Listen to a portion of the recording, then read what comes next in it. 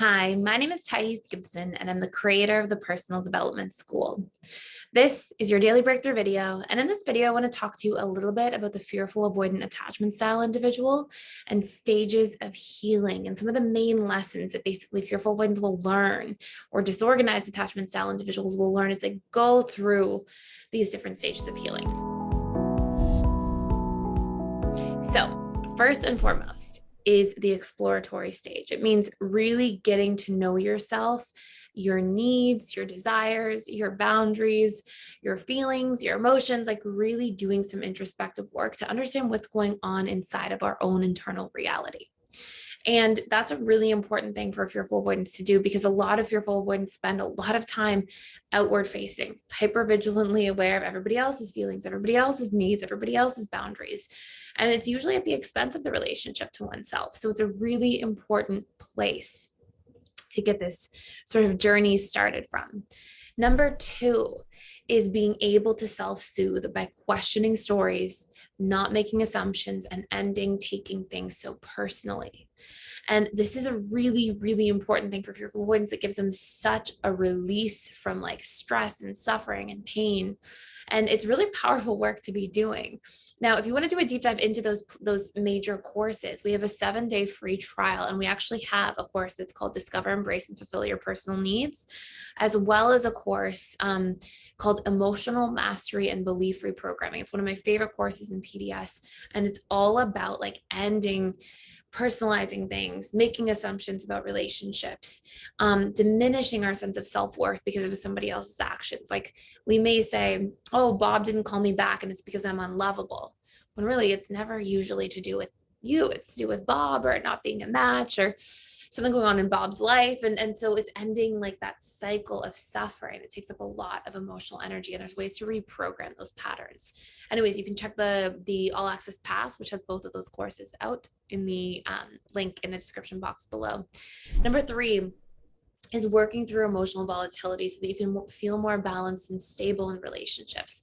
A lot of that volatility is from those core wounds that make the fearful avoidant swing from side to side, from being anxious to being avoidant and back and forth. And also some of those personalization things we talked about in number two. And as you start to reprogram those core wounds, reprogram those stories, release a lot of that stuff, all of a sudden you're able to get into a position where it's like, okay, I'm feeling more stable, more free, more rooted and grounded. And I can put my emotional energy into creating things instead of feeling like a lot of my emotional energy goes inwards and gets wrapped up in like narratives of what people did wrong or what I'm upset about. And because again, we're taking things so personally a lot of the time because of painful past trauma that's programmed into us at a subconscious level that we need to really remove from our subconscious mind.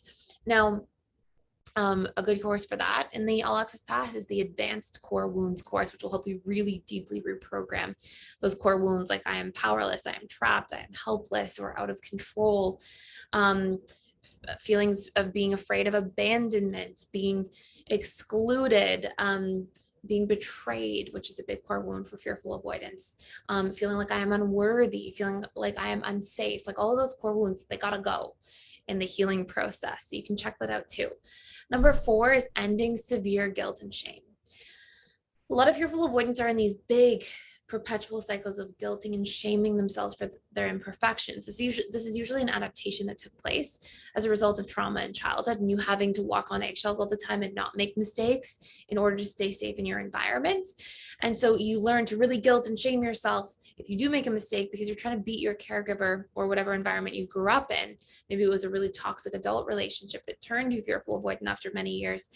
But you're trying to beat that person to the punch, right? It's like, okay, let me guilt and shame myself so I can remember not to make these mistakes. So at least I'm in control of what's happening, not that person in control of hurting me mentally, emotionally, right? Or hopefully never physically. And if so, hopefully you're running away from that immediately and seeking help and calling a helpline and getting support. But Hopefully this really makes sense, right? It's like that severe guilting and shaming has to go and has to be reprogrammed. And a really good place to start with that is doing a guilt and shame audit, just noticing how big of a pattern that actually is for you. So you can start changing the thoughts and the perceptions and the belief patterns that are causing that ongoing relationship to guilt and shame. Number 5 is setting boundaries. And I don't mean setting boundaries out of anger. A lot of fearful avoidants think I'm great at setting boundaries, but if you look, it'll be that you're only setting boundaries in extreme anger versus not setting boundaries around all the little things throughout the day that matter. Saying your no's when it's something's a no for you. Telling somebody, hey, I didn't like the way that you spoke to me a moment ago. Can you please be more respectful? Like just being able to be straight up to the point, assertive, without any confrontation or emotional charge. Just really feeling completely free to just say your truth. Hey, I didn't like the way that you spoke to me a moment ago.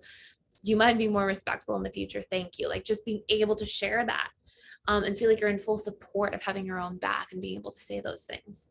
Number 6 is taking yourself into consideration in real time and making choices by staying tuned into your own feelings and needs. A lot of fearful avoidants, they start their journey, they start getting really good at lessons 1 to 5. Then the moment they're around people, they go back into like hypervigilance mode. And they forget to like take themselves into consideration, check in with their feelings, check in with their needs. This is a really important lesson in your stages of healing. You don't have to be perfect at it, but you want to really become much more effective at it by being able to check in with yourself, stay in your body, know what's going on in real time.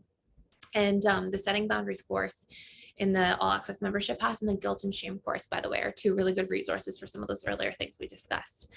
Number 7, being able to communicate your needs to others in a healthy way. Okay, so being able to open and feel worthy and deserving of receiving your needs from others and share what they are, but without attachment to people doing things all the time.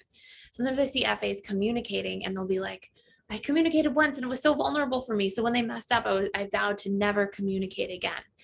But the reality is, as scary as it can be to communicate once, it's not whether the person meets the needs perfectly or not that matters. It's, do you allow yourself to get seen, to get heard, to take up space and see your needs through and communicate them repeatedly if needed, so you are in a constant relationship to your inner self where you are able to effectively and without apology, like unapologetically share yourself and communicate and see your needs through and make space for them in your world.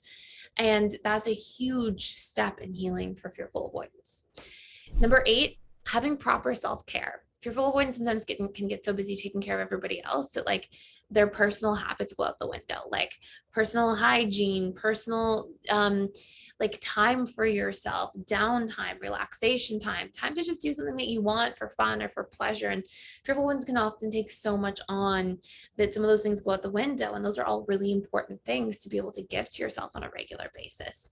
And the more that you saw you having proper habits that were shown to you in your upbringing, usually the more you'll have those natural self-care tendencies. And sometimes when there is an absence of that in favor of there being chaos in your environment, sometimes you can forget how to do those things effectively. And number 9, receiving love without having to earn it. Fearful avoidants are often notorious for trying to earn their worth and earn the love from those around them, instead of being in a place of feeling worthy, deserving, able to accept, and able to properly and effectively receive. So there's some really big places to start. We've got amazing resources for those inside PDS if you want to do a deeper dive. Obviously, there's lots of content on this channel as well. I put a link in the description box below. And hopefully this gives you like a healthy guideline of some of the things to really work on and work through to really get into a secure place so that your relationships are thriving, you're feeling amazing, and you have a lot of your emotional energy and well-being as just, ongoing factors in your daily life. So thank you for being here, and I will see you in the next video.